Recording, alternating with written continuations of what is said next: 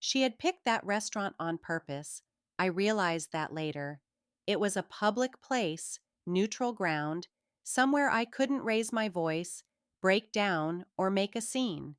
A place where the presence of other people would keep everything controlled and contained. She had planned every detail with care.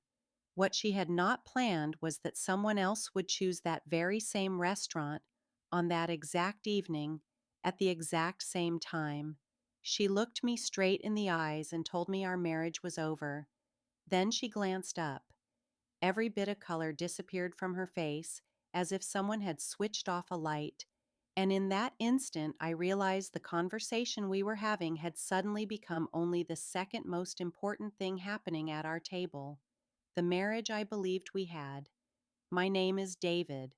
I'm 36 years old, and I want to begin this story by admitting something that took me a long time to say aloud. I knew something was wrong, not the details or the facts, but the feeling, that quiet, constant sense that something wasn't right. It became so familiar that I stopped treating it as a warning and started accepting it like the weather. My wife's name was Sophie. We had been married for 5 years and together for 7. She was 34, intelligent, organized, and always seemed to think 3 steps ahead. She rarely found herself without an answer. Once, we had been truly happy together, the kind of couple people admired and quietly wished they could become. But somewhere around our 4th year of marriage, the warmth that had always come naturally began to require effort. By the 5th year, even the effort started fading away. I suggested counseling twice. She agreed the first time but canceled after only 2 sessions. The second time, she redirected the conversation so smoothly that I didn't realize until much later she had never actually agreed. I kept telling myself we were just going through a rough patch. I convinced myself of many things. Then came the dinner invitation. She asked if we could have dinner together on a Wednesday evening, just the two of us. It was a restaurant we had visited a few times over the years, nice enough to feel meaningful and public enough to feel comfortable. I honestly believed it was a good sign. I thought maybe she felt the distance too and wanted to close it. Maybe this was the beginning of us choosing each other once again. I took my time getting ready that evening. I drove there feeling hopeful. I was completely convinced I understood what that night was about. I couldn't have been more wrong. We ordered drinks. We looked over the menu. We exchanged the kind of cautious small talk struggling couples often have.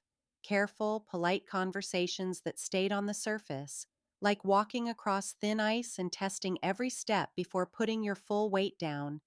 Then she placed her menu aside, folded her hands neatly on the table, and looked at me in a way she never had before.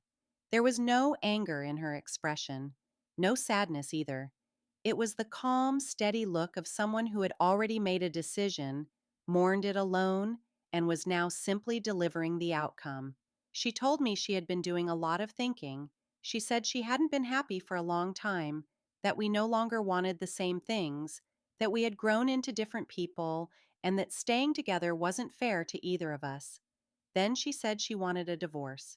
She spoke clearly, confidently, without hesitation, as though she had practiced those words many times, which, as I would later realize, she had. I sat quietly, letting her words settle. After a long pause, I asked her one simple question. Is there someone else? She answered, no. She held my gaze without looking away. Because she had always known exactly what to say and how to stay composed, I almost believed her. The door. I don't know exactly how much time passed between her answer and what happened next. Maybe a minute, maybe 2. I was still sitting there, trying to understand how my life had changed in the middle of an ordinary restaurant while waiters moved calmly around us and the table beside ours laughed without a care in the world. Then I heard the entrance door open. Restaurants have doors. People come and go all the time. There was nothing unusual about it, but something made me glance up. Before I saw anything else, I saw Sophie's face. The color drained from it instantly, like water spilling from an overturned glass. Completely, irreversibly. Her eyes locked onto something behind my shoulder. Her hands, which had rested so calmly on the table moments earlier, froze, not with peace, but with the stillness of someone who had just been caught in a truth they couldn't explain away. I turned around. A man had just walked inside. He looked about my age and was dressed well.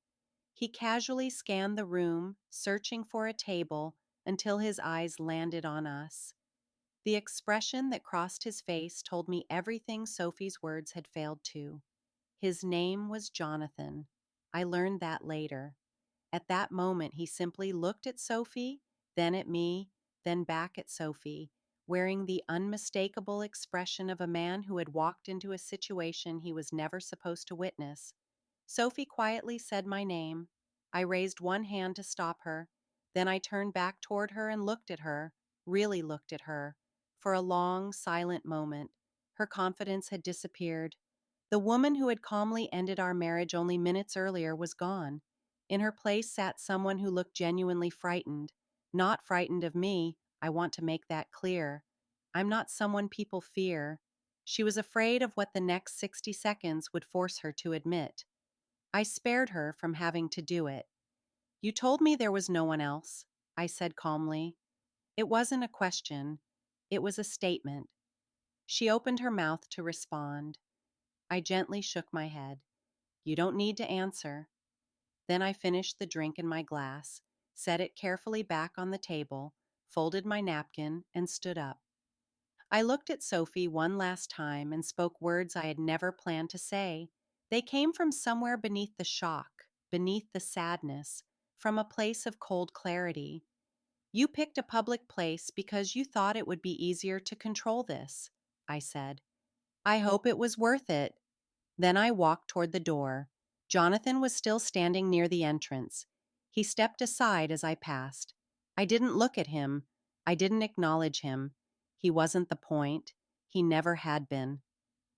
Outside, I stood on the sidewalk for about 3 minutes, breathing slowly and staring into nothing before finally getting into my car.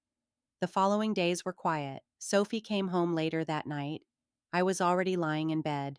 I wasn't asleep. I never slept. But I stayed there in the darkness with the bedroom door closed. She knocked once. I didn't answer. She never knocked again. The next morning I woke before she did, made coffee, and sat alone at the kitchen table. When she came downstairs, I calmly told her I agreed our marriage was over. I said I would contact an attorney and hoped we could handle everything honestly and respectfully so we could both move forward without making the process harder than it already was. She tried to speak. I gently stopped her, not to punish her, simply because there was nothing left she could say that would change where we had already arrived. Her decisions had been made long before that dinner. The restaurant had simply been the place where I finally caught up to them. I didn't need an explanation anymore. I needed an exit. During the divorce process, through attorneys and the unavoidable details of separating a shared life, certain truths became impossible to ignore. Jonathan had been part of her life for about 9 months. She had met him through professional connections, and his arrival matched almost exactly the time our marriage had begun to disappear. 9 months. I thought about that number often. Then I remembered the counseling sessions, the conversations she redirected, and every excuse I had made for us. That's when I understood the truth. She hadn't been going through a rough patch. She had been sitting in a waiting room, simply waiting until she was ready to leave. That dinner wasn't the beginning of the end. It was just the day she finally announced it. There's one more thing about Jonathan.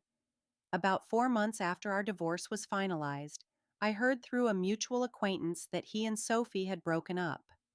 I never asked for details. I didn't go looking for them.